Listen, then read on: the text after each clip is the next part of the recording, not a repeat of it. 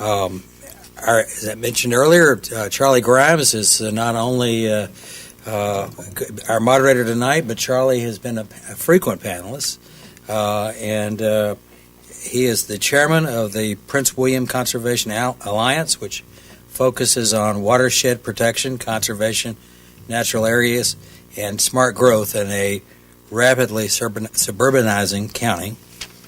He also, as I understand, is a former president of Historic Prince William, and so his interest in the subject tonight goes back a long ways.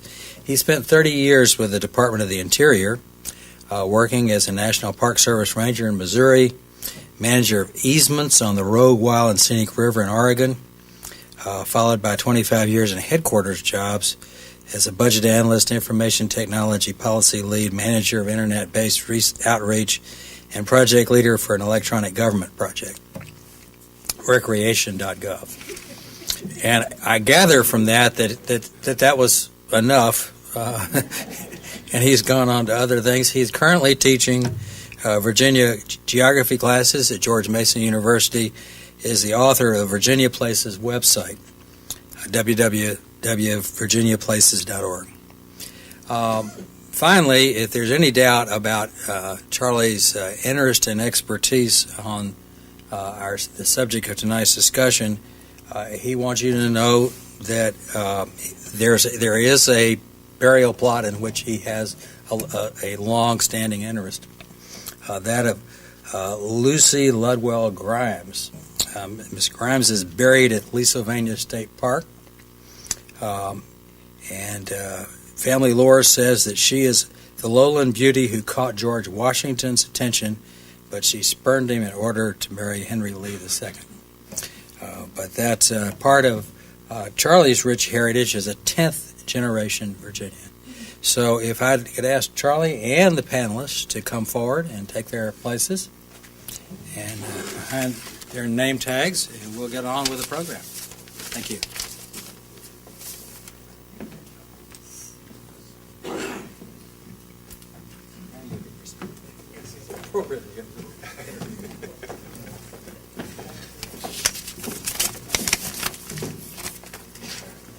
Pick a chair, any chair.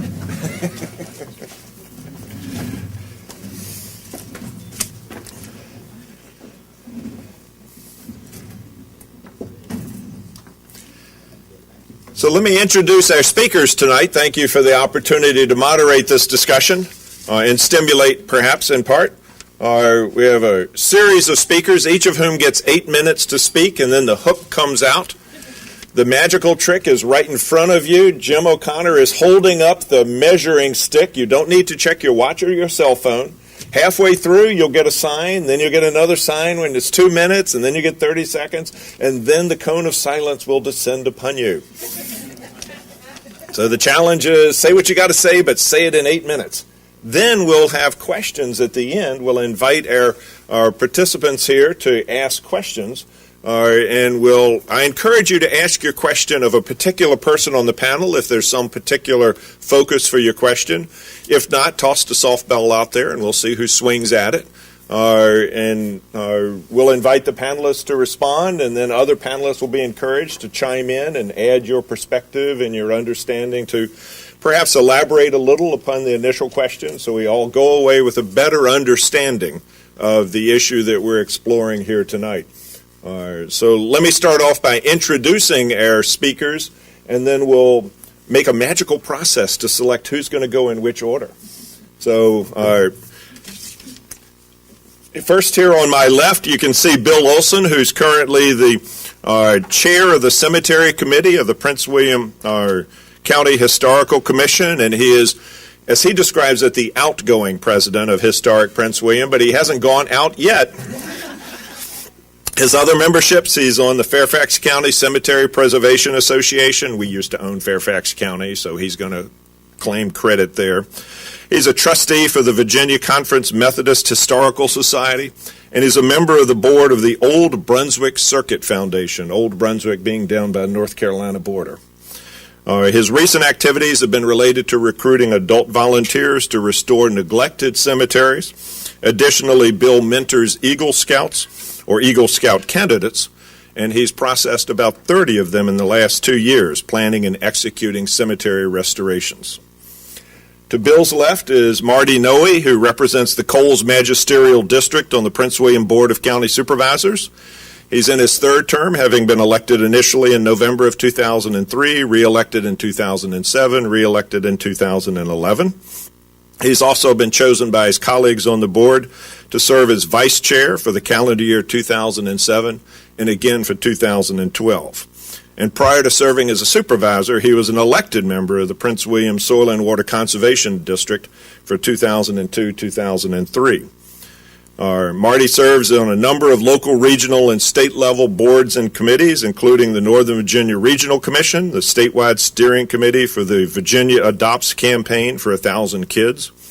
He's on committees of the Metropolitan Washington Council of Governments, COG, committees for the Virginia Association of Counties, the Potomac and Rappahannock Transportation PRTC, Potomac and Rappahannock Transportation Commission, and he serves as an alternate representative to the Virginia Railway Express Operations Board, and right now he's the chair of the Northern Virginia Transportation Authority.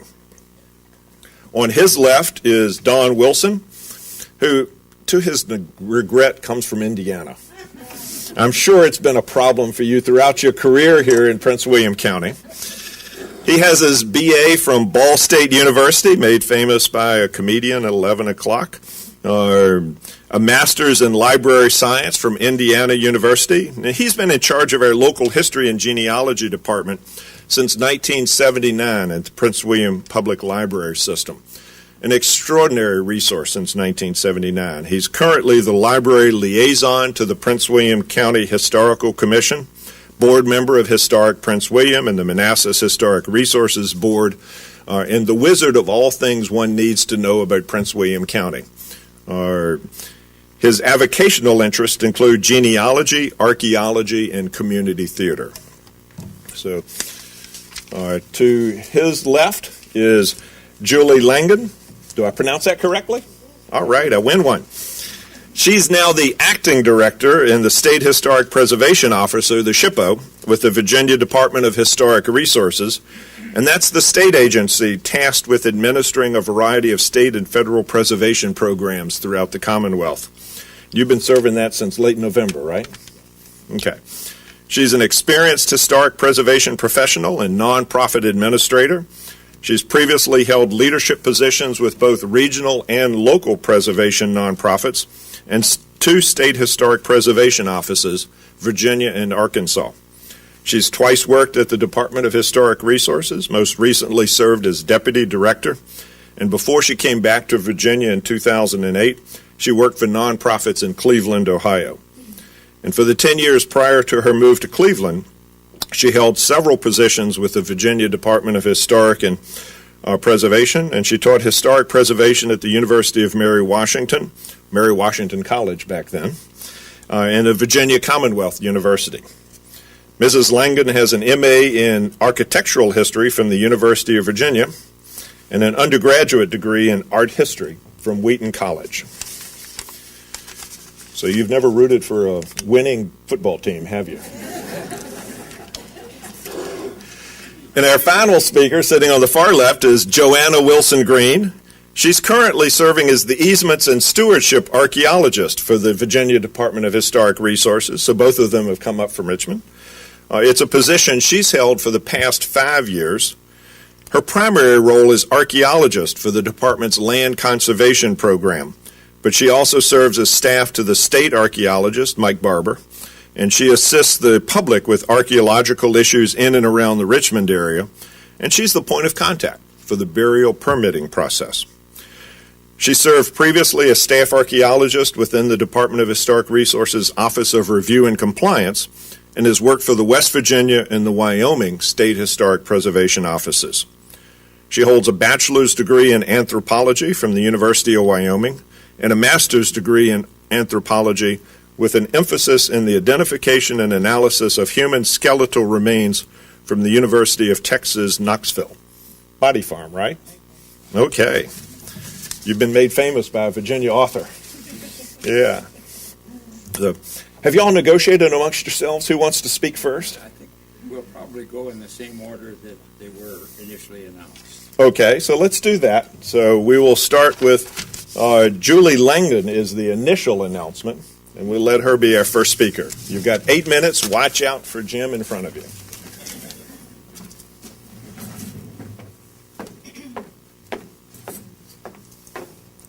Well, I'm so grateful to have a timekeeper to keep me on track. My colleague Joanna and I are very appreciative of the offer to participate in tonight's discussion, and we've come prepared to explain the permitting process, its shortcomings, and how it might be improved upon. As manager of the program, Joanna is definitely the expert when it comes to the permitting process, so I'm going to leave that to her to discuss. The Department of Historic Resources, for those of you who aren't familiar with us, is a state agency, so we work throughout the Commonwealth, and we're located within the Secretariat of Natural Resources. Some of us think we should be within the Secretariat of Natural and Historic Resources, but we're in Natural Resources, and our mission is to foster, encourage, and support the stewardship of Virginia's significant historic, architectural, archaeological, and cultural resources. And we do that by administering a number of both state and federal programs. And the fact that we administer some federal programs on behalf of the Park Service sometimes surprises people, but in fact we do. And the programs that are most familiar to probably those in the room are things like the Virginia Landmarks Register. We have a highway marker program, and you see those cast metal markers along the roadside. We review federal projects throughout the state. The permitting process for the removal of human remains is maybe one of the least known of our programs, and it is also, as we will be talking about tonight, one of our least utilized programs. So we have this variety of programs, all of which are focused on identifying, evaluating, and protecting the full range of historic resources. And focusing just on the type of historic resource of human burials, any archaeological work that is conducted on human graves, marked or unmarked, requires a permit from the Department of Historic Resources.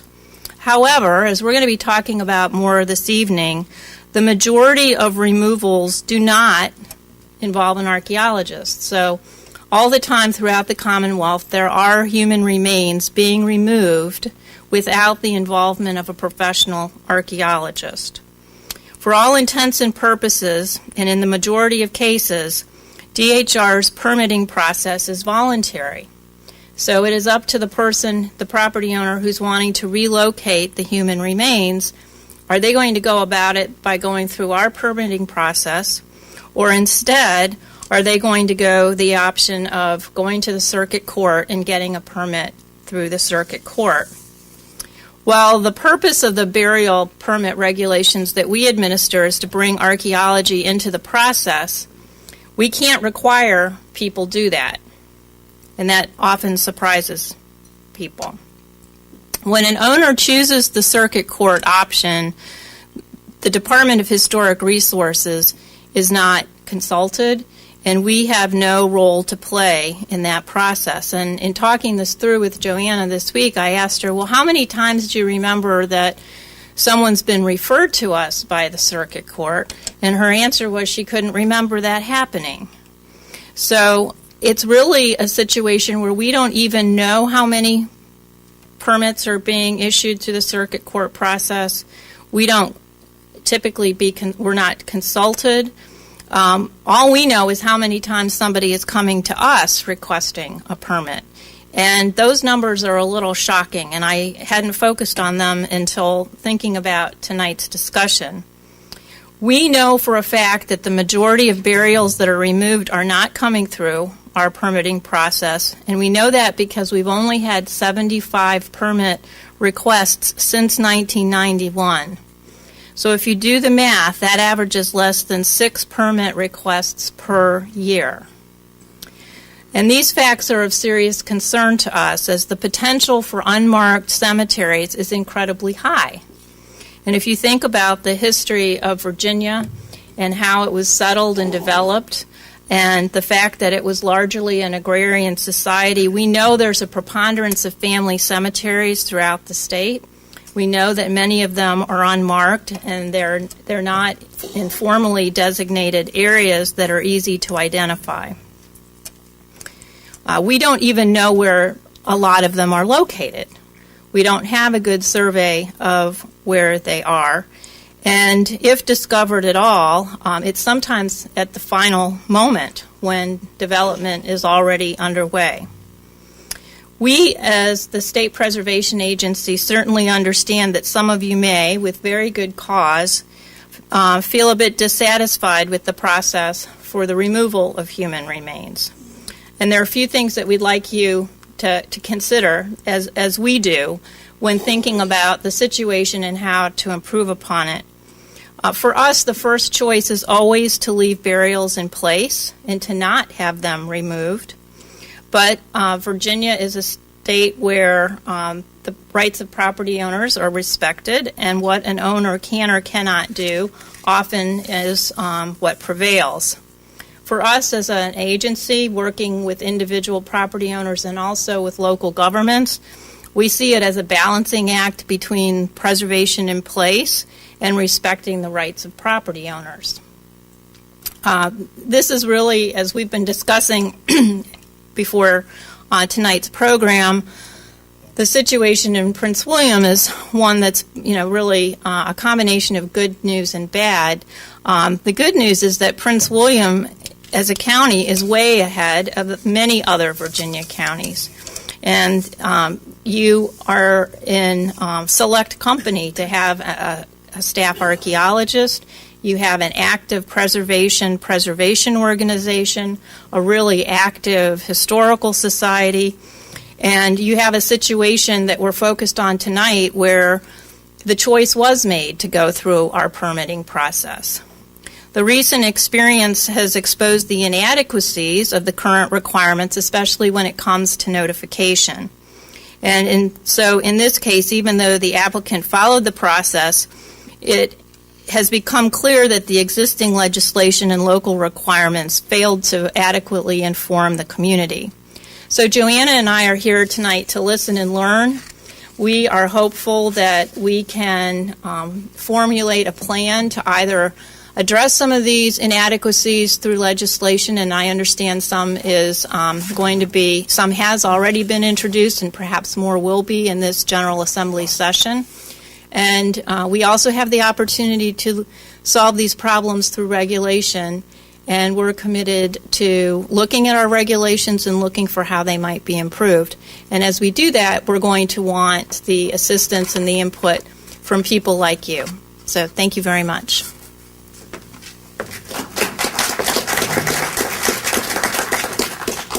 Extraordinary. Within 20 seconds. I'm impressed. So, Joanna, you get to be next.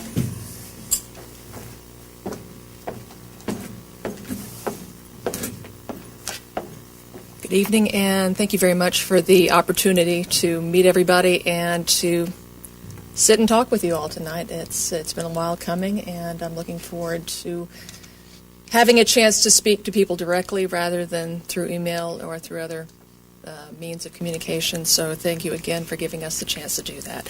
What I'd like to do briefly is to just give you some information about Virginia burial law so that we'll have a more collective basis for continuing this conversation tonight.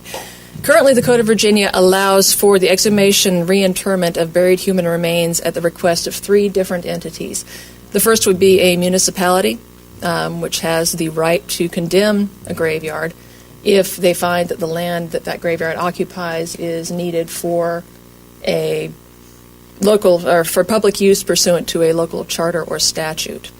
The second would be a landowner, a private landowner, who may petition the courts for relief should he or she wish to move a cemetery that has been what they call abandoned or not used for burial purposes for at least 25 years. And finally, heirs at law, or the legal descendants of an individual, who may petition the court to have their own family members or ancestors move to another location. The municipal law, was passed in 1919. The second law for landowners was passed in 1966, and the third, recognizing heirs at law, was enacted in 1990. All of these are filed within the circuit court that has legal jurisdiction over the location of the cemetery.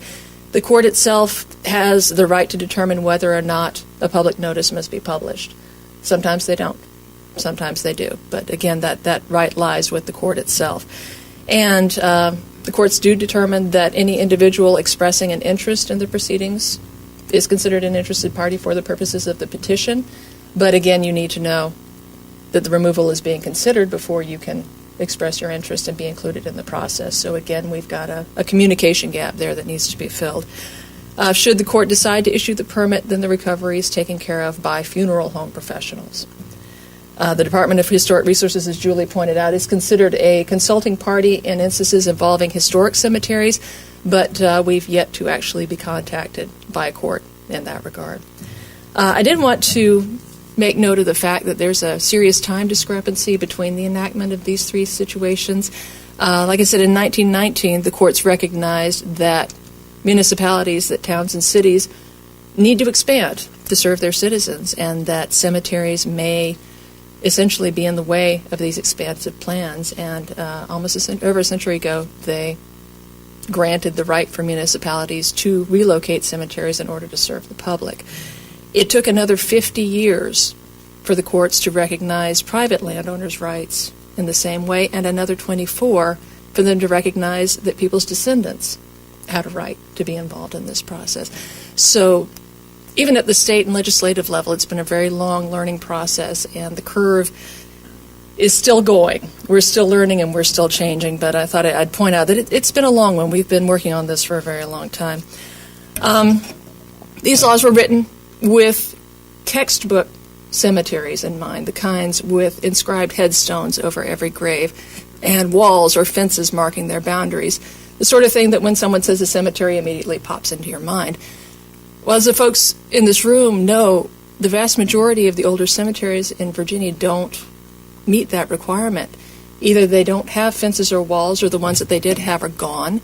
They may be marked by small bits of stone or not marked at all, and the individuals within them may not even have been buried in coffins. So literally we're looking at two completely different things. So when we find a little cemetery that doesn't meet that textbook definition, what do?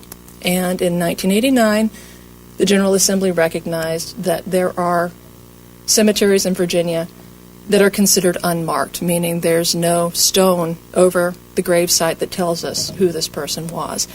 And they enacted a law to cover, at least at that point, what they thought was the right way to proceed. Thank you. This law is based on the understanding that prehistoric gravesites and a large percentage of old and historic cemeteries simply don't meet the rubric of an identifiable cemetery or identifiable graves. The law also recognizes that the people who are most likely to give these cemeteries the special treatment that they require are professional archaeologists. The permit that this law requires is issued through our office, and that permit requires that DHR ensure that the work is done in a methodologically appropriate manner, that the graves are to be recovered in a respectful manner, that the work is performed by trained and professionally qualified archaeologists. You can't just go out there and do this. You need to be people with the right kind of training to do this kind of work. And it also requires that a final technical report detailing the results of the excavation and the analysis be produced, which is something that the other burial laws do not require. It's a way of getting something back. We're losing an important resource in the recovery, but we're gaining information about Virginia's past in the process. This permit does require a public notice to be printed in a local newspaper like the other permits do. It also requires that all human remains and associated funerary artifacts be reburied in an appropriate location, unless DHR specifically approves another disposition. And sometimes that can be something like long-term curation, if a family agrees to it, or if the remains are of surpassing scientific importance. But I think we've only done that once or twice in the entire time that the law's been together. As Julie pointed out, application for the use of archaeologists is voluntary. We can't compel it. It's something that the landowner needs to make an active choice to do. It's often the most time-consuming and expensive choice as well. Funeral home crews tend to excavate using machines, and they will go in with backhoes and recover what, in their line of work, would be an intact coffin or something within a vault. It can take them less than a few hours to recover a human grave. Archaeologists use hand tools, and we get in there and we recover everything that we can find. It can take 3 to 4 days to recover a grave archaeologically, and that costs a lot of money. Archaeological removal, again, also requires analysis and preparation of a final report, which also takes time and takes money. It's a long and involved and expensive process, but we feel it's the appropriate way to treat old and historic burials. As Julie pointed out, since the law was enacted 24 years ago, we've issued a very, very few permits, only 4 of which have been issued in Prince William County, and that includes the one that we're discussing tonight. One was issued for the recovery and reburial of bone fragments found when a cemetery wall fell. Another was issued at the request of a local family for the recovery of their ancestors and a relocation to what they figured was a more appropriate place. And the final one was issued for the exploration of what we thought might be a Civil War mass grave, and absolutely no evidence of interments was found. And that's it. Prince William County, for all of your development and all of your land use, we've only ever had 4 permit applications here. So that, again, tells you that maybe something needs to change, and we're looking forward to talking to you about ways that can happen. So, thank you.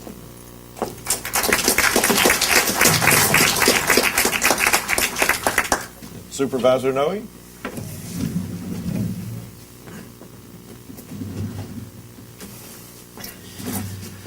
I'm told that at 8 minutes the cone of silence comes down on me, and if it works, my wife will want to know how you did it. Thank you all very much for having us here tonight. I want to talk a little bit about, actually, the timing of the order we did this is almost perfect, because Joanna sort of talked about the need to do things differently, do things better, and that's what I'm here to talk about tonight. And I'll just give you a little bit of personal history on this. Let me acknowledge that 10 years ago I knew nothing about cemeteries. I knew my grandfather was buried in one, and he was buried in one like Julie talked about, the sort of the class, or Joanna talked about also the sort of the archetypal wrought iron fence around a place where people are laid out in neat, orderly rows with marble or granite stones with their names carved in them. And in my mind, that's what a cemetery was. Around the time I was first elected to the Board of Supervisors, there was a development project, private sector development project, not far from my own home, was the basis of my beginning of my friendship with Jan Kennard. Some of you may remember the Saratoga Hunt development, in which there were a number of violations that took place, including some that endangered an historic cemetery. And through that process, I had to learn a thing or two about cemeteries. And I like to tell a quick story that the morning after I was first elected, I got a phone call from someone who said, "Well, you won the election. What are you going to do about Saratoga Hunt?" And I said, "Well, ma'am, I'm sorry. It's 8 in the morning, and I'm a little tired. I was up pretty late last night celebrating." And then I didn't write her number down and never called her back. It might have been Jan. I'm not sure. And then actually not terribly long after that, I inadvertently discovered that I own a cemetery. Didn't know I owned it, didn't plan to own it. I inherited it from my father, who purchased it when he purchased his home. But when my sister and I sold the home, we apparently failed to communicate correctly, and the cemetery wasn't sold along with the house. So I own an historic cemetery, but it's very much one of the cemeteries like Joanna talked about. A casual observer wouldn't recognize it as a cemetery. Indeed, what I essentially own is a piece of land only a little larger than one of these tables that's in the middle of someone else's front yard, someone I've never met, may never meet, and they probably have no idea that there are human remains buried in their yard or that I own part of their front yard. And I share that to say that one of the things I've learned in the last few weeks, because of the situation we've been dealing with at the Independent Hill High School site, is that this can be a very complicated issue of how we deal with cemeteries, certainly, but any type of cultural and historic resources. Because often our cultural and historic resources are not something that to the untrained observer seem visually to have any value whatsoever. But what I think we've learned, and I see some members of the Lynn family here today, is that to someone, those spots on the ground have tremendous meaning, tremendous value, and the difficulty that often comes is identifying who those people are. So in dealing with the unfortunate chain of events that's happened recently at the new school site. I received a number of phone calls in my office. I called Chairman Stewart, who you may know owns an historic home. He has, I think, a number actually of burial sites on his property. And I said, as owners of cemeteries, Corey, we have to step up a little bit on this. And I think we need to do exactly what Joanna said, and that is start to think differently about how we protect cultural resources, at least initially in the context of what we do when cultural resources exist on publicly owned land. Now, there's also work to be done on what to do about cemeteries that are on privately owned land. And the reality is, and I think Julie and Joanne have they could probably name cases where people determined that the best way to deal with a cultural resource is to make it go away, so that there was nothing to protect. There's a lot of work to be done on that, particularly, I think, on the legal front. But at the governmental level, we have an opportunity with our public lands. We build a lot of roads in this county. We build schools. We build fire stations. We build libraries. We build a lot of things here in Prince William County as a government. And there have been in the past, and there will be in the future, a need to ask these questions. So what we've initiated is a process that I actually tried to introduce in a very humble way, tried to do it in a very small way, and our Public Works Department has really stepped up to the plate and said, no, we need to really set a new gold standard. From beginning essentially now, and I'll talk a little bit about what I mean by now, Prince William County government is going to have a new policy that says that when we are developing land that the county owns, that we're going to begin by looking for historic and cultural resources that we might not have looked for previously. It's very much what seems to have happened at this high school site, is that there were folks that knew that there was a cemetery on the site, but the folks who had to make the decisions didn't take the time to ask the questions necessary to understand what that meant. So we're going to begin by asking those questions. And then the very next step after that is once a cultural or historic resource is discovered, we're going to be in contact with our historical commission, asking our historical commission to become engaged in the process of determining how we continue to allow our progress to move forward without adversely impacting these historical resources. Whatever form that takes, we're going to have that discussion beginning with the Historical Commission because they are the body that we, the Board of Supervisors, have appointed for the purpose of representing the community and perhaps more importantly our community values when it comes to this kind of resource. I think that, and I've told this to my friends in the school board, and I'm not here to point fingers at anyone, but what I've told my friends at the school board is that I think a lot of mistakes were made. Mistakes, in my experience, mistakes are usually made in response to other mistakes. The first mistake that was made in this situation was that someone decided that the solution to the problem was to move the cemetery without asking what the alternatives were and without asking what the potential impacts of that decision would be. And now, as a community, we're paying the price for that. I think what we've learned, if nothing else in the last few weeks, is that the way this recent situation was handled doesn't constitute a good implementation of the values of the people of Prince William County as we think about our historic resources. So let me jump forward to the very present tense on this. Having agreed as a board that we're going to implement some sort of policy, we weren't sure how we were going to come about developing that policy. We don't have a lot of historical examples of what's been done right and what's been done wrong to cast a specific set of rules, and I think one of the things we've determined is that no two situations are the same. One set of rules doesn't work. It's about having an effective decision-making process. And for better or for worse, I, as the Coles District Supervisor, get to deal with this all over again. Right in the midst of having these discussions, Public Works staff came to me to talk about the new fire station that's being built right next to Coles Station 6 on 234, right across the street from Independent Hills, soon-to-be high school, where an historic cemetery has been found. This is land that we've owned for some time, and now we have to figure out how to build yet another public facility in the presence of an historic resource. And we're going to use this opportunity as a learning opportunity. Looking at what was done wrong at the high school site, we're going to then make sure that this is the case where things are done correctly from the beginning.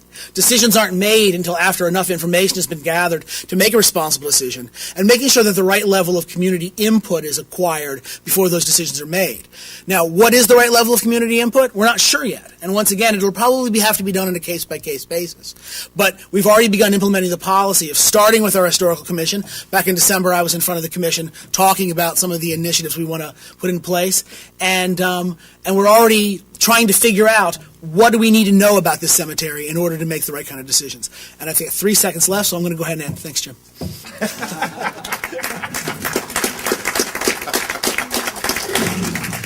An historic event, right, Marty? Don't hold your breath for the next one. Our next speaker is Bill Olson.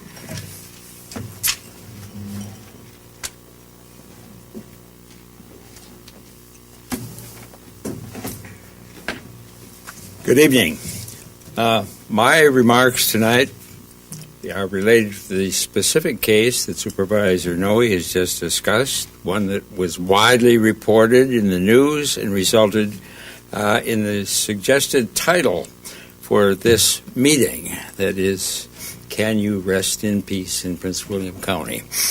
This is a case of the graves found at the 12th Prince William High School and the processes used for disinterment and reinterment of the human remains. The first public disclosure of the finding of graves was a newspaper article, Inside Nova, August 23, 2013. This disclosed the existence of the cemetery and the intent for removal of the remains to build a football stadium.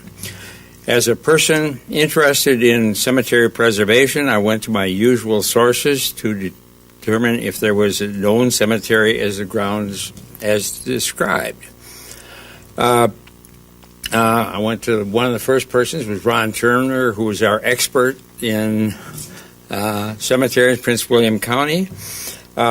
He found that he had not recorded this cemetery. However, a neighbor in 2001 requested of the Prince William County Planning Office to investigate a cemetery that was at the described location.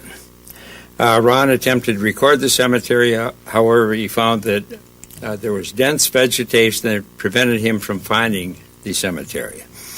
Nearby neighbors on Independence Hills, the road that adjoins the school site,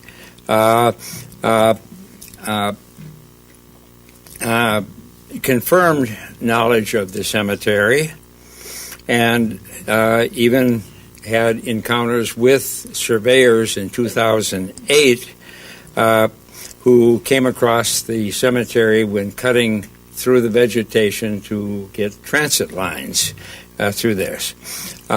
Later, this finding of the cemetery, or the possible cemetery as described by the school officials, was confirmed with an employee of the survey firm.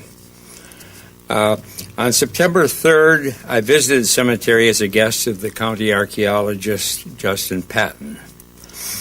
At this meeting, there was representatives of the Prince William County Schools and one representative of the archaeological firm that had done the initial Phase 1 study and was involved with the confirmation of the cemetery site. At this meeting, which was held out of doors at the cemetery site, there was discussion regarding procedures that would be recommended for the removal of the human remains, which would include public notice, as was discussed, and an opportunity, and this public notice would tell the public that there was an opportunity for a public meeting or hearing with respect to the procedures. We also discussed the requirements to obtain a permit from the Virginia Department of Historical Resources, and we included in that, we did discuss the importance of identification of the human remains. The archaeologists from the contract firm indicated that they had found land records from the early 20th century, that is, owners from 1901, 1903 through 1938, but it was very likely that the cemetery is much older than the land records would indicate. It was suggested that the archaeological firm should make a request to Relic, which is a library that Don Wilson heads up, as he had the resources necessary for finding land records and also documents which may help identify the human remains.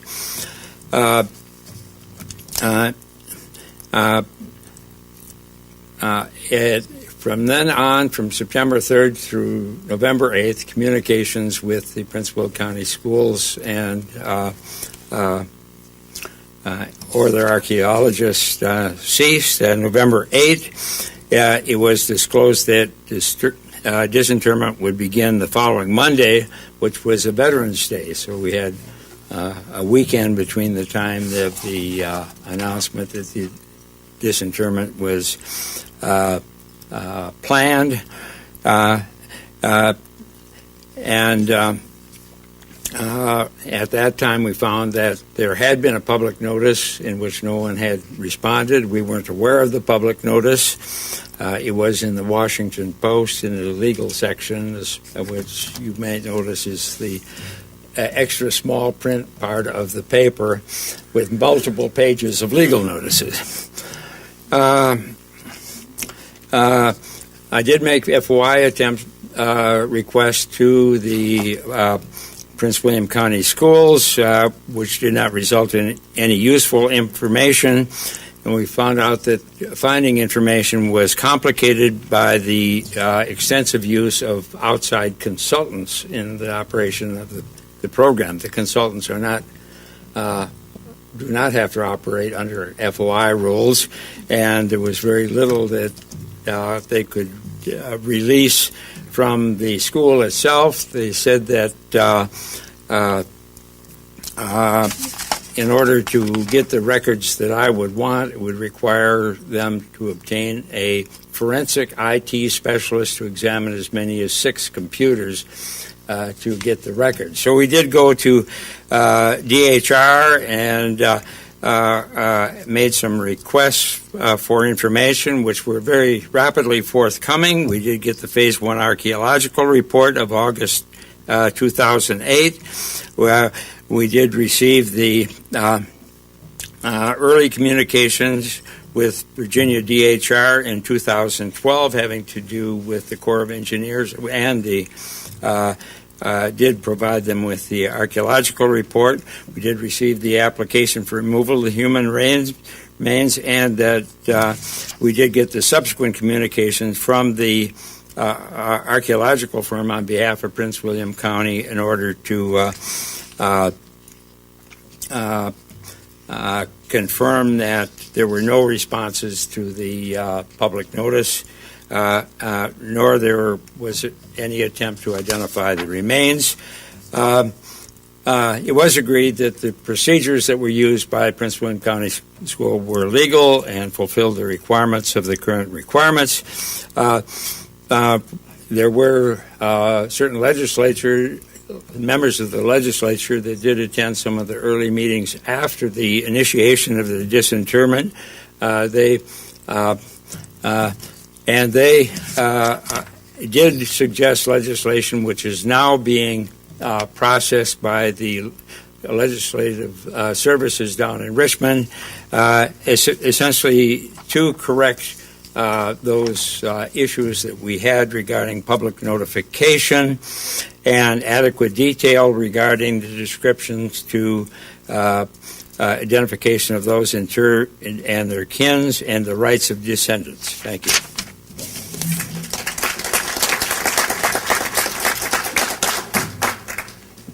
And the head of the Ruth E. Lloyd Information Center at the Prince William Library, Don Wilson. I want to start out by saying, even though I'm originally from Indiana, I have strong feelings for Virginia. Many of my own ancestors are from Virginia, including Prince William County. And interestingly enough, in regard to this, a number of my ancestors, I don't know where they're buried, somewhere in Prince William County. So, that's a challenge to myself. Our collection of books, manuscripts, microfilm, electronic databases and such, that we have at the Bull Run Library is available for family history research, historical research. We often help people trace land titles to find the history of your house. And this particular question pulls all of those different kinds of search techniques together. Beginning last summer, we were visited a number of times by archaeologists who were working for the school system. We didn't really know what they were doing at that time. We were trying to help them do historical research on property titles. And nothing was said at that time about looking for burial information. They gave us information about particular deeds that they were interested in tracing back earlier in time, and we did what we could to help. And as later events proved, the piece of land that they thought was of interest turned out to be a separate piece of property to the east of what turns out to be the cemetery property. And so we were sort of going on a wild goose chase for a month or so, and we got lots of details about that property, taking its history all the way back into the 1700s. But that didn't answer any questions about the cemetery. In fact, we didn't even know there was a cemetery involved. After the November 12th Historical Commission meeting, it became obvious to us, apparent, that I needed to take a more active hand in trying to determine what the origins of this cemetery was that had been in the news since late August. The problem was we did not have an accurate GPS location for the cemetery, and it took a day or so before we were able to track somebody down with the exact location. And that made all the difference in the world in us being able to accurately trace the ownership of the property. Once we had that, with the assistance of one of our numerous very expert volunteers, in this case Charlotte Kane, who has expert knowledge of how to use electronic mapping programs, we were able to accurately locate the property as it was around 1900 and immediately tie it into a chancery lawsuit that was settled in 1899 regarding the Lynn family of Prince William County. In the chancery lawsuit was a plat. This is a picture taken from the lawsuit papers, which are online on the Library of Virginia's website. It shows 139.25 acres owned by William Lynn at the time of his death in 1862, and it had been in the possession of the Lynn family until it was finally sold through this chancery lawsuit. The work that Charlotte did showed us a parcel which exactly matched the parcel described in that 1899 lawsuit, and immediately tied us in, made us absolutely sure that we had the right piece of property. And we tracked the property back earlier, as early as 1730, when Leonard Barker got a land grant from the proprietor of the northern neck of Virginia. So, based on the information we were given, it appeared that the cemetery on the property was dated to the period between 1850 and 1900, which was exactly the time period when the Lynn family owned the property. Thanks to various researchers, including Carolyn Lynn, who is here today, we were able to put together a list of, I think, a dozen or more people who potentially are in that cemetery.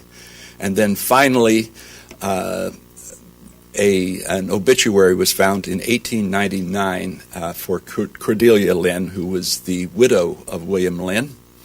It was published in a Loudoun County newspaper, but it specifically said that although she died in Washington, D.C., her remains were taken back to the home place near Independent Hill in Prince William County.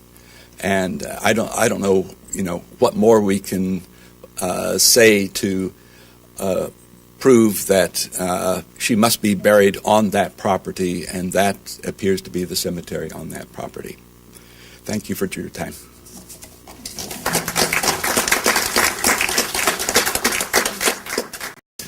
So, are you ready for us? Yep, we're ready. We have a question here for Jim.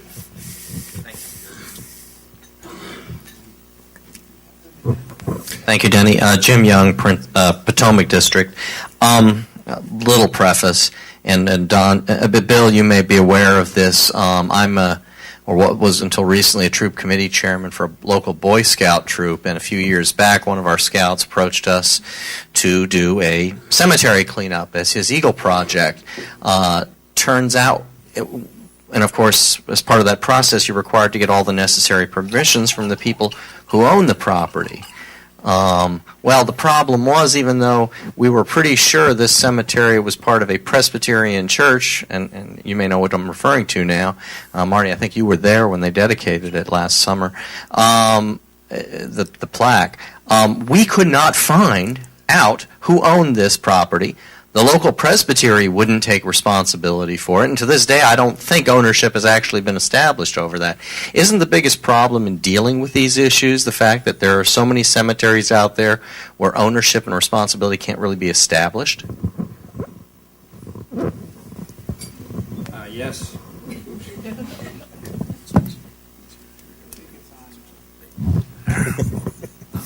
Tech support. You have very well characterized one of the problems we face. We do have special problems where there is a church cemetery which has been disbanded and going to more than, their members distribute to more than one. We have at least two cemeteries by the Presbyterian groups that the ownership is questionable. In the case of the Greenwood Presbyterian Church, I think is the one that you were referring to, that we did trace its disbandment and where the pieces went from the church and that sort of thing. We still could not find anyone who was taking responsibility for the church cemetery.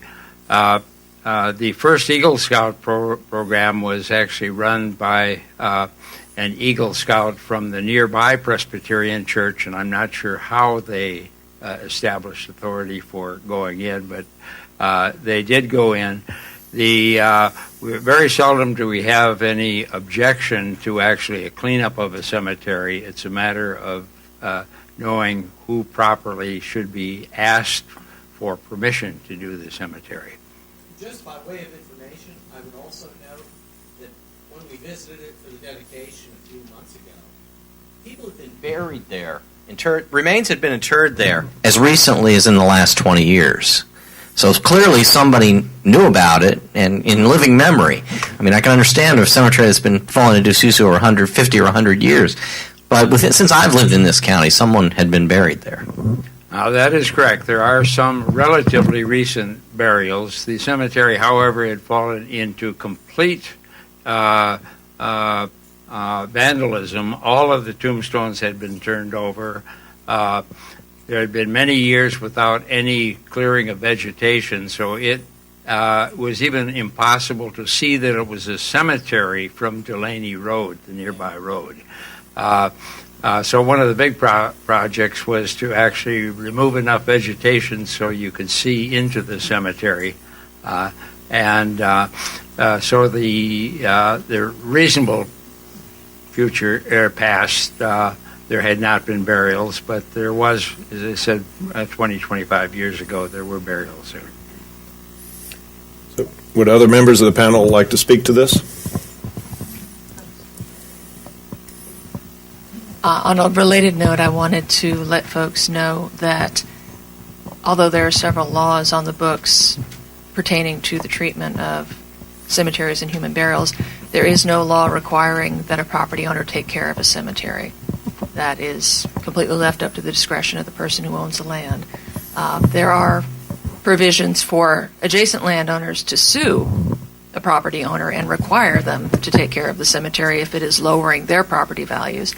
But that also places the onus and the financial responsibility upon the suer rather than the suee. So again, it's another weird lacuna in Virginia law that you can do just about anything you like, but you don't have to take care of it. And if anybody is interested in the laws that are on the books in Virginia, I brought a list of all the Virginia statutes. It's on the back table back here, along with some of my business cards. Please feel free to take both. And if you can think of any questions after this meeting that I might be able to help you with, feel free to contact me by phone or email at any point.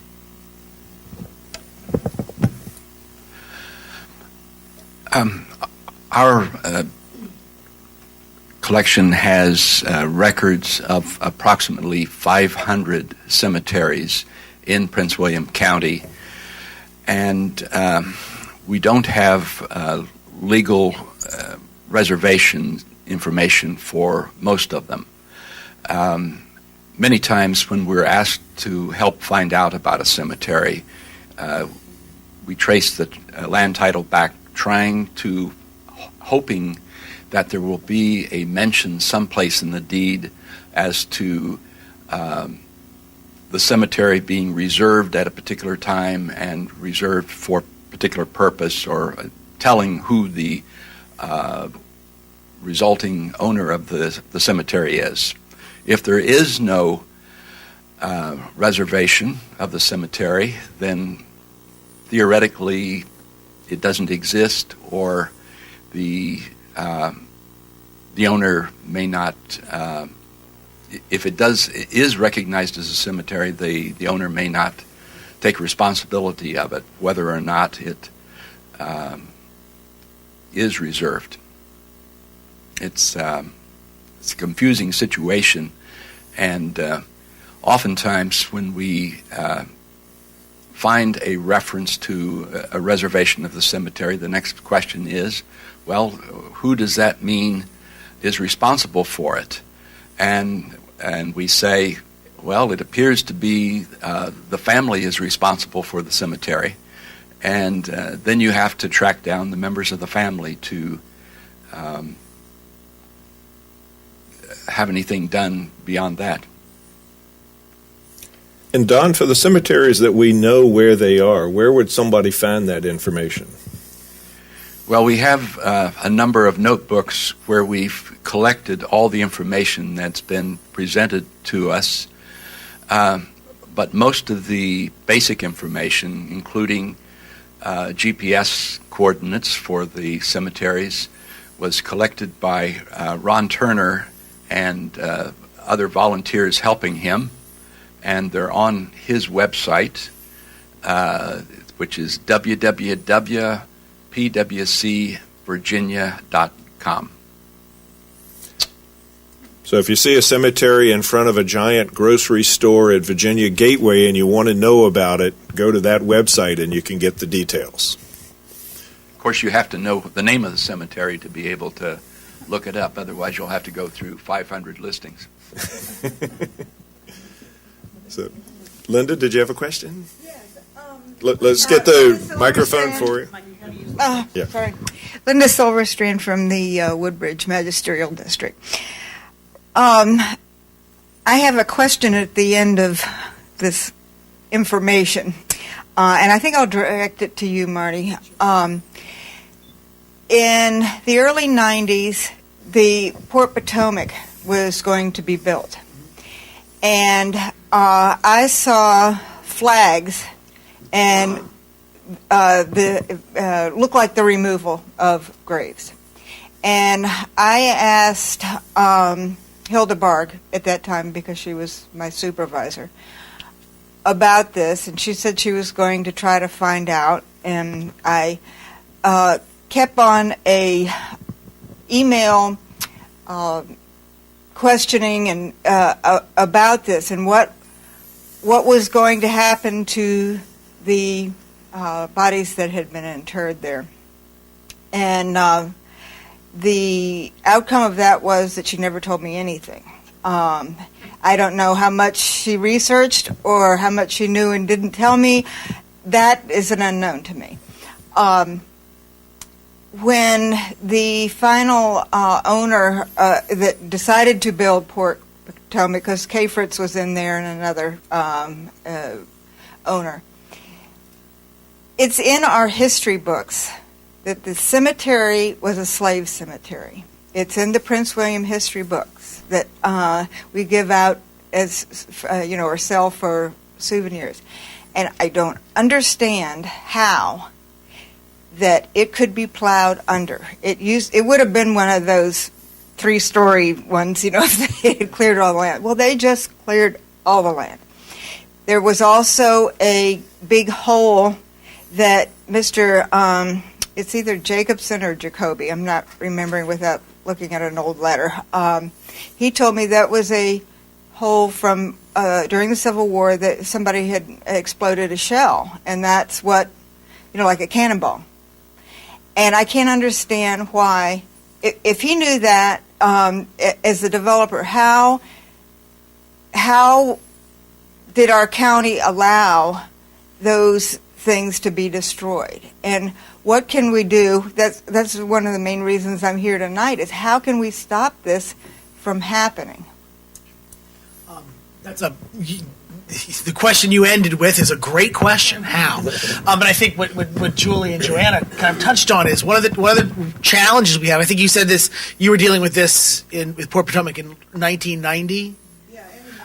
So I think what we heard this evening was at that time, there were laws that had just been put on the books even at that time. There's a good chance, and I don't know the specifics of obviously that situation. Obviously, that was before I was on the board. But what my guess is, there's a very high likelihood that one of a couple things happened. It could have been that there was a desire on the part of the Board of Supervisors or whatever appropriate agency to preserve that, but no legal authority to require it. One of the things we've learned is that these ladies have shared that they don't have much legal authority. They rely on volunteerism. In many cases, we have less legal authority than they do, because at least they have the ability to issue a permit, a voluntary permit, but at least they can issue it. We can't issue a permit. Now, what we can often do, if in a development case, if we know that an historic resource is on the site, we can, as part of the zoning, negotiate an agreement that X, Y, and Z will be the outcome. And that may just simply take the form of that they will implement a plan approved by a court, approved by a state agency, approved by an archaeologist. So if we know about a cemetery or other cultural resource at the time of the zoning, we can usually get agreement that would have to be protected. If that land had been zoned without the knowledge that cemetery was there, well, then obviously no proffer would have been agreed to, and the enforcement ability on our part would be close to zero. One of the goals, and I didn't want to get too much in the weeds here given the short time we have, but one of the things that we are hoping to do as we develop a policy that applies to government-owned facilities is try to also develop it in a manner that we can use it as a standard that we can hope to then apply in our zoning ordinance. We do believe that would require a change to the laws. And as was said, there have been some bills filed that will hopefully give localities more authority to regulate the maintenance of cultural resources. There's a fine line we have to walk there, because what we also don't want to do is pass laws that are more restrictive than we have now, I think. I don't think we want to pass laws that are so restrictive that it incentivizes, be they landowners or farmers or whoever, a landowner of any type, to secretly destroy a cultural resource so that we don't know it's there and protect it. So that's the balancing act that I think is going to have to be dealt with. And I'll share. I think tell me if you disagree. I think there will be, whatever bills are proposed this year, there will be organizations in this state who will work very hard to see to it that new laws are not passed. So a little bit of maybe a long answer to a short question, but that's kind of what I'm famous for. And thank you for laughing. It's not funny though. But it's an ongoing challenge, and I think that the situation we've had at the high school and that is an example of folks who attempted to comply with the law when the law wasn't consistent with the values that we want to have as a community. And so the challenge that we would have as the Board of Supervisors, as our school board is, first, A, how do we set the example of how it should be done right? We haven't necessarily so far. So how do we start becoming the right example? And B, how do we transfer those values to private landowners who may feel an economic incentive to not do the right thing? So I don't have the answer yet, but hopefully we'll figure it out. And let me clarify with our state representatives, is it legal to shoot, shovel, and shut up so that you could destroy a cemetery without any permission from anybody? State law prohibits the willful disturbance or desecration of any cemetery or human burials spot within the state of Virginia. That being said, someone has to catch you doing it. So it's like any other law. If you can get away with it, you can get away with it, but the law will not allow it. So, no, it's not right, but it is done. And I'm sure it's done far more often than any of us would like to think. Okay. Other questions? So, ultimately, the microphone will determine who speaks. So introduce yourself and your magisterial district. Oh, I'm from Prince William County. I've lived in the county for going on 30 years now. I'm a volunteer. Speaking on volunteerism, Robert Moser. I'm sorry. Robert. My name is Robert Moser. I'm a volunteer cemetery restoration and preservationist. I've been working with Bill for the past couple of years now, and I've learned a lot from him.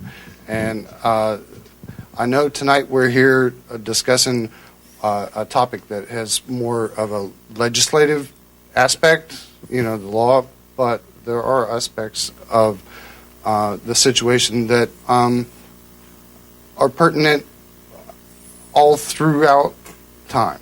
I feel the preservation of history is essential to our ability to not only teach future generations about the significance of our county, but also to inspire current curious individuals of all ages to visit us on their personal quests of knowledge of American history, a history that has proven democracy within a republic is not only possible, but can thrive and work through the tumult of global strife, and present an example of how peace on earth is not just an aspiration, but a very possible reality.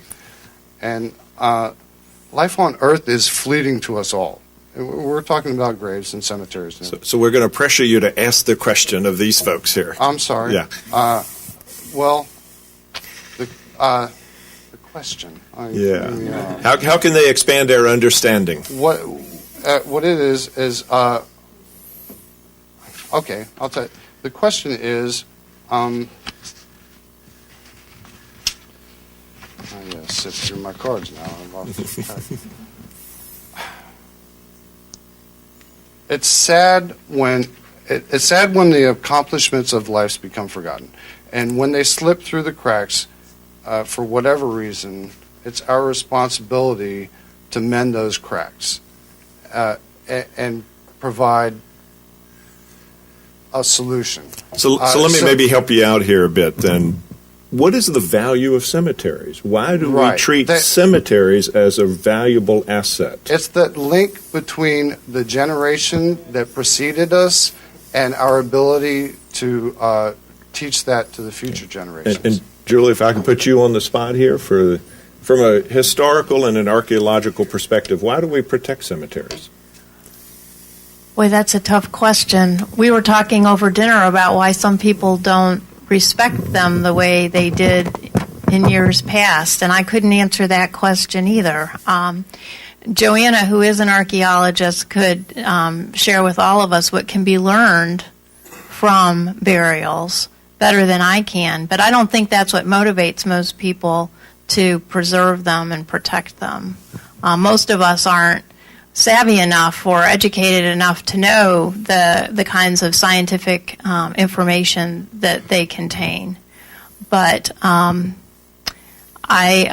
agree with the last speaker that most people do feel some sort of an emotional connection and see them as part of the full range of historic resources, just like we value, a lot of us, buildings and engineering structures and cultural landscapes. And most Virginia cultural landscapes contain cemeteries, marked or unmarked, but that's a common component of a cultural landscape. And when we stand in one of those landscapes and we look around, we expect them to include the burial grounds of people who preceded us. And I don't know how else to answer that question. Someone else want to take a crack? I'll share a couple of thoughts that I think tie into that. I think one of the things that is interesting that I've learned through this situation and through other discussions is that how people in the present day value cemeteries changes over time and changes between cultures. I think Julie touched on the notion of we don't. I think don't put words in your mouth, but we don't know why some people today don't value cemeteries as much as we once did. Of course, there have been other times when people valued them less than we do now, and that's why you have cemeteries that are unmarked, unrecorded, because perhaps at that time it wasn't considered important to do so. I mentioned that I own a cemetery, and I'll just add a little detail to that story. The reason I came to own it, my father knew he owned the cemetery. It was a little side parcel to his home lot, and we sold the house to some folks. He passed, my sister and I sold the house, and I happened to be out of town when the house went to closing. And specifically what happened was the people who bought the house were immigrants to this country, and frankly, I hadn't thought of it. I didn't mention to them that the cemetery came with the deal. Their home culture was such that it would be incredibly taboo to own a cemetery. And when they found out at the closing attorney's office that part of the deal was they were buying a cemetery, they almost canceled the entire sale. And my real estate agent, being great at her job, said, no, you don't have to take the cemetery. Just sign here. You're good. And sold the house, and then didn't bother to mention that to me. And I found it years later. It was years later that I found out that it happened. And I share that to say, here's somebody who today lives next door to a cemetery, but who considered such a thing to be, again, taboo is almost not a strong enough word. It was almost offensive. And I think there's a cultural piece that I think perhaps what we may be dealing with here, particularly in Northern Virginia, is we're a rapidly growing community. Not just in Prince William County, throughout this region. We're a rapidly growing community made up heavily of people who didn't grow up here. I grew up in Prince William County, Robert. I know you grew up in Prince William County. I know Pastor Wells. I mean, you can't talk to Pastor Wells without hearing about his life here in Prince William County. But folks who grew up someplace else may not feel a connection. They may feel connections to the cemeteries back in Texas or the cemetery in North Dakota near where they grew up, but they may not feel that connection to the cemetery in their own community. Because of geography, because of culture, because of different religious beliefs. And I think that is maybe weakening some of that social fabric. I don't know how to fix that social fabric piece, but I think what we've learned in the last few months as a community is that we need to figure out how. And Joanna, if I could ask you to elaborate, there's another element of this story, the Native American burial tradition, and how that might have been here in Prince William County. Virginia has been occupied by human beings for around 18,000 years, and it's only in the last few hundred that cemeteries have borne any resemblance to what most people think of when you say that word. The Native Americans who lived here before European settlement buried in their own way. And if they marked their burials, in most cases, it was with something that either we don't recognize as a grave marker or something that has long since disappeared.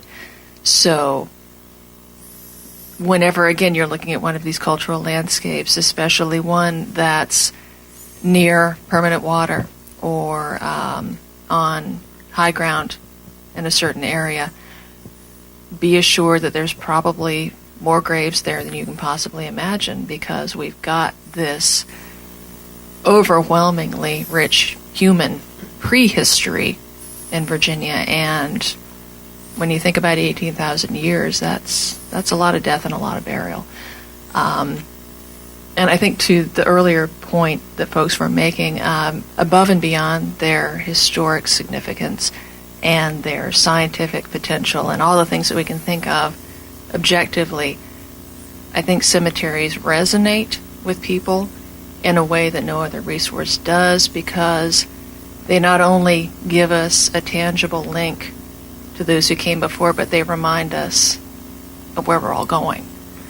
And they're a visible reminder of human love and caring, because if we didn't have burial traditions, people would just lie by the side of the road until they rotted. But every grave is an expression of someone else's caring for that individual. And there's an old inscription that you'll see on really old tombstones that said, "Remember then as you pass by, as you are now, so once was I." And that's, now I've got goosebumps. But that's I think why we care so much about them, is because they hold a very, very special place in our hearts. Don or others, did you want to add? Okay, we'll go with the next question. Harry. Harry Wiggins, Occoquan District. Just one point. There's a cemetery cleanup this Saturday on Aviary Way in Occoquan. I want people to know that. And the second thing I have a question about. It's kind of, this may be are we going to be talking about this 100 years from now? Not us, but our successors. Are people still being buried in family cemeteries, and are there any state rules or laws or anything about where people get buried?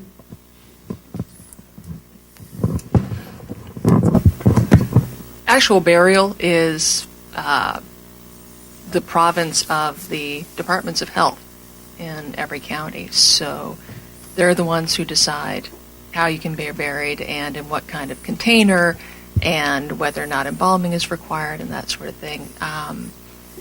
That being said, you can still get permission to bury on your own property. You don't necessarily have to be buried in a municipal cemetery or a churchyard, but you have to, again, like everything else, go through the proper authorities and get the proper pieces of paper signed by the proper people.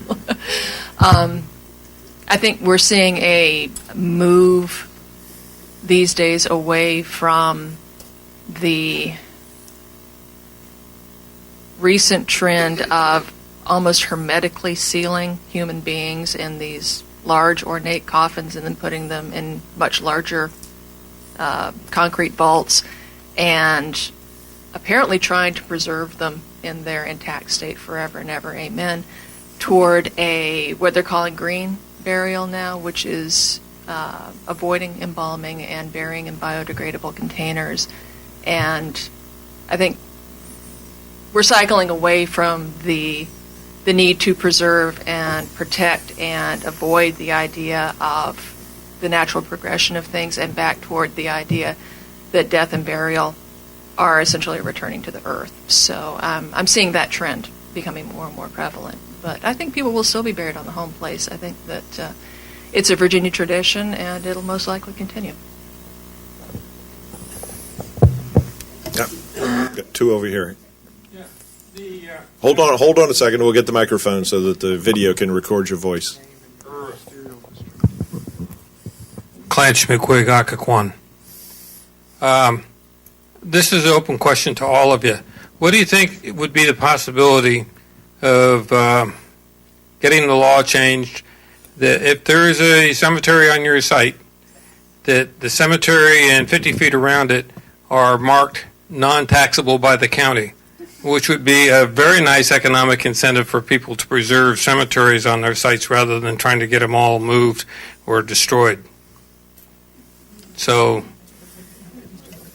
Marty should answer that first because it's going to be out of his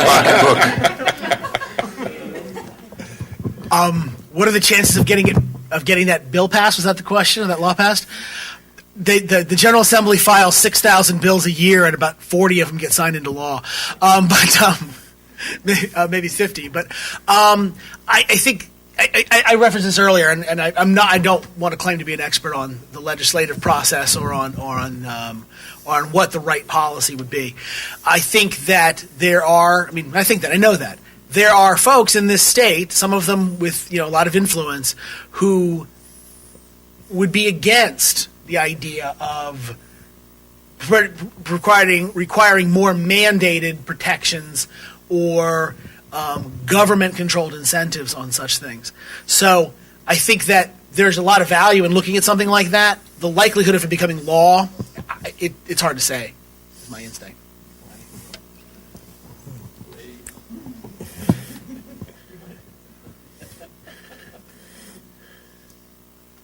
I can't disagree. I think we're going to be happy to work with any patron of legislation that can improve the process going forward.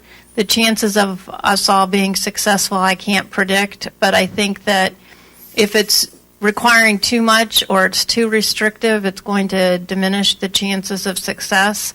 And one of the concerns that we have at the department is that if it's strengthening the requirements of our permitting process, that we could actually be driving the few customers away that we have now, and we want just the opposite to happen. We want more people to come through our permitting process. A follow-up? This is just information to share with Wizards from Richmond. Rich Anderson has a draft bill. Okay, that's meant to be a placeholder. So he's more than willing to look at anything you want to add to it and make a useful bill out of it. It was not meant to be the bill itself. It was meant to be, they're only allowed to, everybody thinks there's lots of bills, but everybody's allowed to submit 5 bills a year. That's it. Okay? So as a consequence, that's one of his 5, and it's a placeholder, and it's something that any one of you who has any brilliant ideas, including Marty, no, I'm serious. I'm not talking down to you, Marty. I'm really not. I know you're full of good ideas. That's why I like talking to you. That any one of you that has a good idea from your experience, Rich Anderson's bill is what you want to tack onto, and let it mature into a useful bill, and it'll go through the process. We will be asked to comment on it, and we look forward to working with the patron on making meaningful enhancements to the program. Yeah, it's very timely. Okay. Jack? Jack Kuyumji in Occoquan Magisterial District. I heard expressions the right way, the wrong way, the Virginia way. I think I'm comfortable with the Virginia way, and that is bringing consensus together with people to try to do the right thing. So I was just wondering from the panel what thoughts you might have, maybe 1 or 2 salient points that you think ought to be considered in a new legislation or things that might go forward. You'll be consulted, I'm sure, in that process.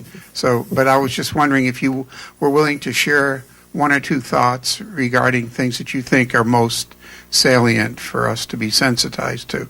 Thank you. I'm not sure that my thoughts really relate to legislation, but I think one of the things that we need to encourage going forward in all the counties of the state is the recording of as many cemeteries as possible. We're on a good track for that in Prince William County, but there's still more to be done. Once a cemetery has been identified and put on the planning department's records, then we have a good chance of preserving it. If we don't know it's there, then there's nothing we can do about it. anyway, I want to see encouragement of the identification and recording of as many cemeteries as possible. Bill, you want to give it a shot? With respect to the legislation, there was placeholding regulations or draft law put in. It has been massaged by Legislative Services.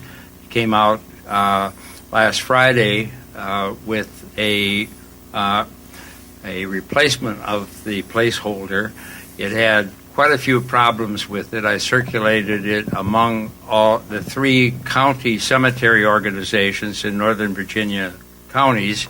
We came up with many, many suggestions for changes. Those were sent in at 4 o'clock on Friday afternoon. It's back in Legislative Services. They are to send us back the next permutation of this, and I will try to make this available. I've been working closely with Rich Anderson and also a state senator who is a Democrat from Fairfax County, who is a member of the Fairfax County Cemetery Preservation Association. So we do have a bipartisan approach at this, and we sort of picked out things which we thought would prevent the 12th high school situation. First, effective notification to the public and local cemetery historical organizations regarding opportunities for participating in the process. And that any application sent to Virginia DHR should be shared with local historical groups for their comments.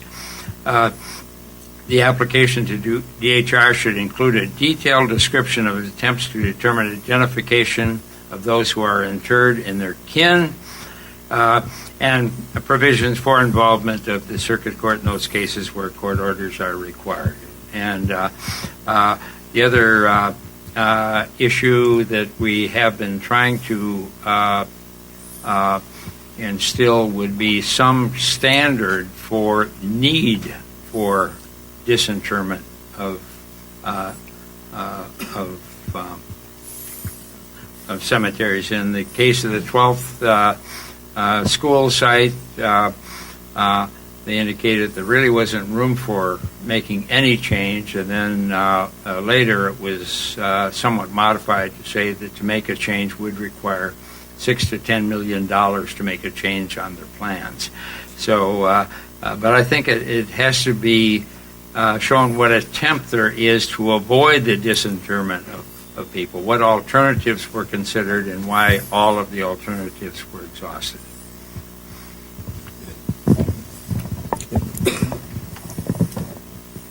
I did want to point out in the updated legislation, as in the current legislation, it specifically mentions DHR's involvement with regard to historic cemeteries. There's a big difference between old and historic. Historic has a very specific meaning, and that meaning includes meeting a certain series of criteria that are established by the National Park Service through the National Register of Historic Places. And cemeteries, having the heavy emotional and personal component that they do, have to meet an even higher threshold than most other resources in order to be considered historic. So when that term is used, especially as a threshold for our involvement, it may have the side effect of restricting the number of cemeteries that we could be involved with. If the legislation states that our involvement is only with historic cemeteries, that's going to be a very, very, very small percentage. So that needs to be kept in mind, and maybe that's something that we need to talk about with the patron in more detail so that we don't inadvertently wind up hamstringing ourselves. But I did want to make that clear. If I could, the other thing that comes to mind, if you want the I think it helps likelihood of legislative passage, but it also makes it more functional bill, is rather than trying to adopt a single statewide standard, establish thresholds that can be adopted as part of local zoning ordinances.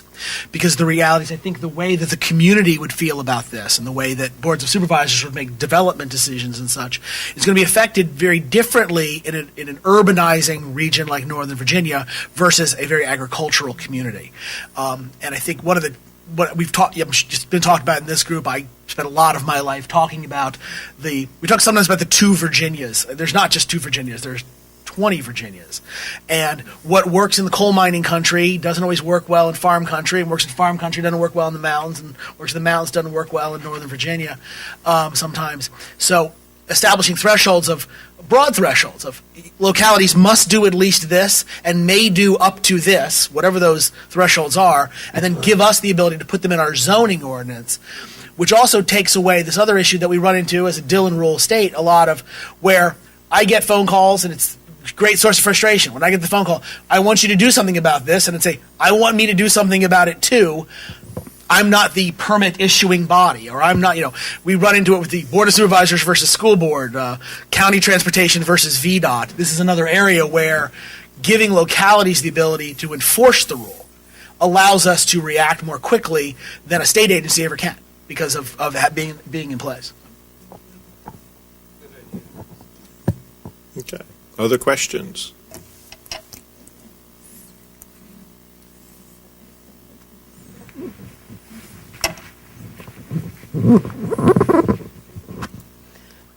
Good evening. I'm Janine Lawson from Brentsville District, and I can't help but ask this question.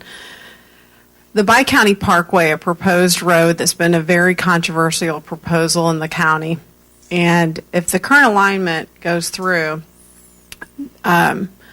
this road will upset a lot of Civil War mass graves, specifically on some private property adjacent to the National Battlefield Park.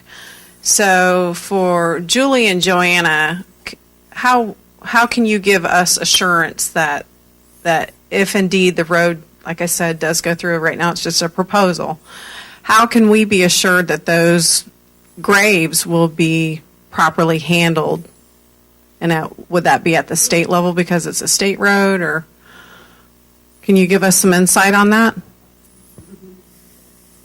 Because, it's my understanding there's a handful of property owners that this road will go through, and they have graves on their private property right now.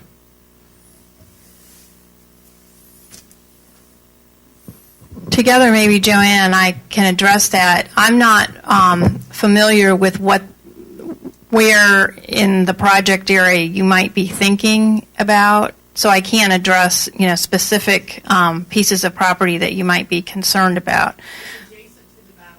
But the process itself is going to address the full range of resources, including human burials. We're yet in the very early planning stages on that project, which may sound surprising since the discussion's been going on for years and years. But the agreement that has been recently under negotiation is what we call a programmatic agreement, and it's setting forth a process for how, if this project goes forward, those kinds of decisions, lots of decisions, are going to be made. So the project hasn't been fully designed yet. We don't necessarily know the detail of where everything is going to go.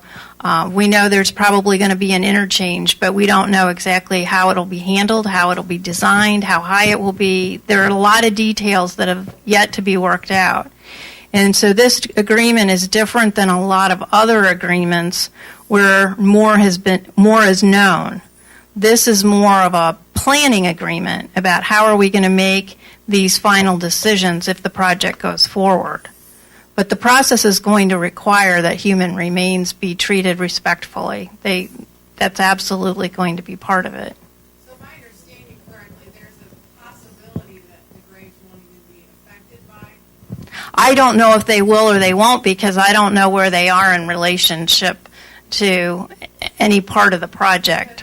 Because the road proposal does go right through the battlefield.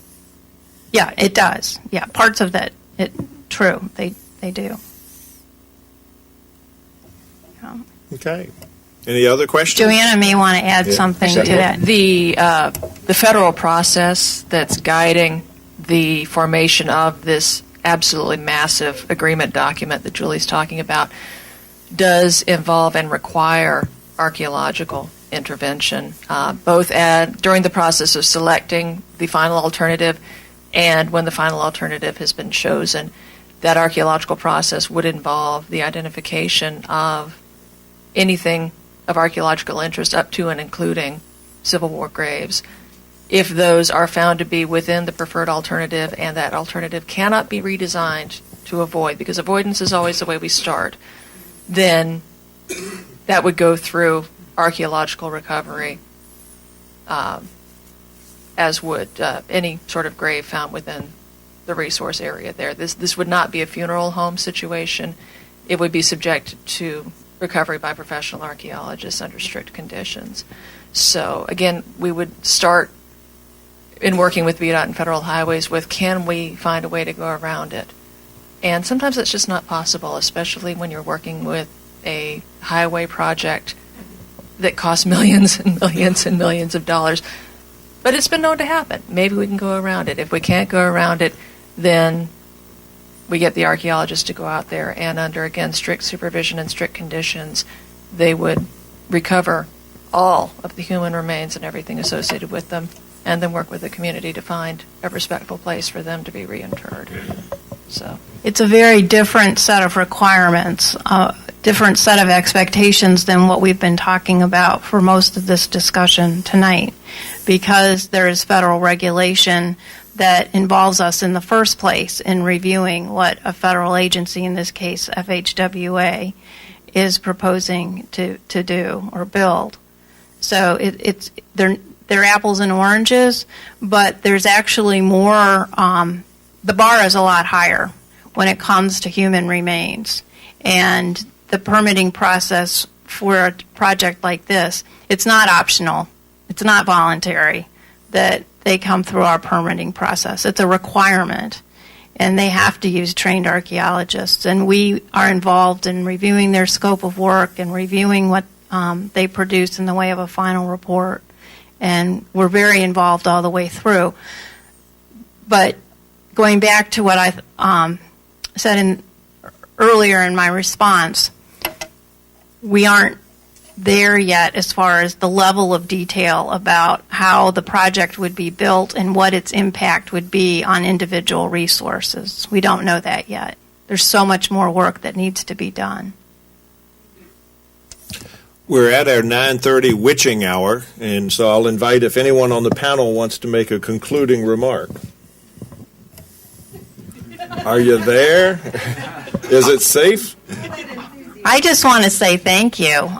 This has been really helpful for us. Joanna and I both have actually been looking forward to this because it helps us to hear the concerns of the community, and we know that you've been thinking very critically about this issue, and we benefit from that. So thank you very much for including us in this discussion. And I'd like to thank you all for including me in this discussion as well.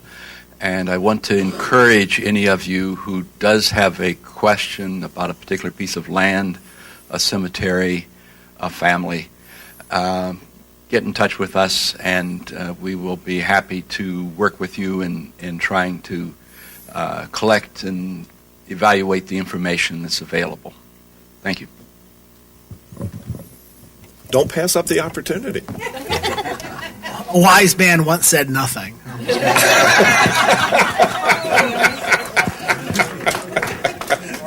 We have this on video. Thank you, and have a safe travel home. Okay, thank you very much.